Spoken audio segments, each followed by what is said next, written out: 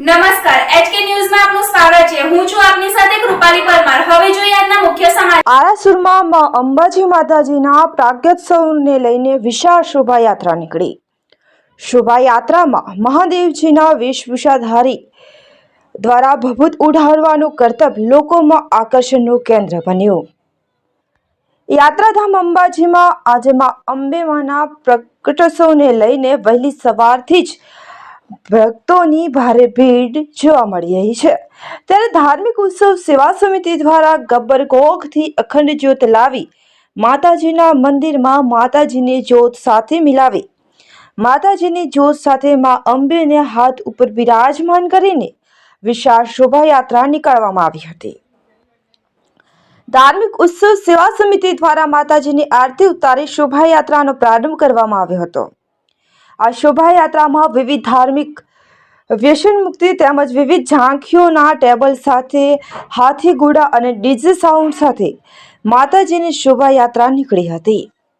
માતાજીની જ્યોત અને માં અંબેની પ્રતિમાને ગજસવારી સાથે અંબાજી નગર પરિભ્રમણ કર્યું હોવાનું સુનિલ અગ્રવાલ પ્રમુખ ઓફ ધાર્મિક ઉત્સવ સેવા સમિતિ ના જણાવ્યું હતું।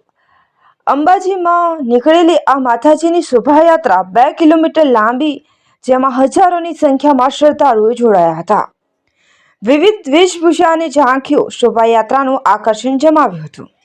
આ શોભાયાત્રામાં વિવિધ ભગવાનના વેશભૂષા કરીને ભક્તોને મંત્રમુગ્ધ કર્યા હતા। સાથે અંબાજી મંદિર દેવસ્થાન ટ્રસ્ટ દ્વારા 2100 કિલો સુખડીનો પ્રસાદનું વિતરણ કરવામાં આવ્યું હતું। બપોરના સુમારે નીકળેલી આ શોભાયાત્રા મોડી સાંજ પરત અંબાજી મંદિરે પહોંચી।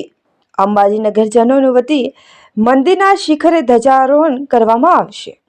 શોભાયાત્રામાં મહાદેવજીના વેશભૂષાધારી દ્વારા ભભૂત ઉડાડવાનું કરતબ લોકોમાં આકર્ષણનું કેન્દ્ર બન્યું હતું। શોભાયાત્રામાં શ્રદ્ધાળુઓ દ્વારા હજારો કિલો ગોળી ચોકલેટનું પણ વિતરણ કરવામાં આવ્યું હતું। આ શોભાયાત્રા દરમિયાન કોઈ અનિચ્છનીય બનાવ ન બને તે માટે સિવિલિયન પોલીસ જવાનો ચુસ્ત બંદોબસ્ત ગોઠવવામાં આવ્યો હતો। અક્ષયરાજ મકવાણા જિલ્લા પોલીસ વડા બનાસકાંઠાએ જણાવ્યું હતું કે ચુસ્ત બંદોબસ્ત ગોઠવવામાં આવ્યો છે।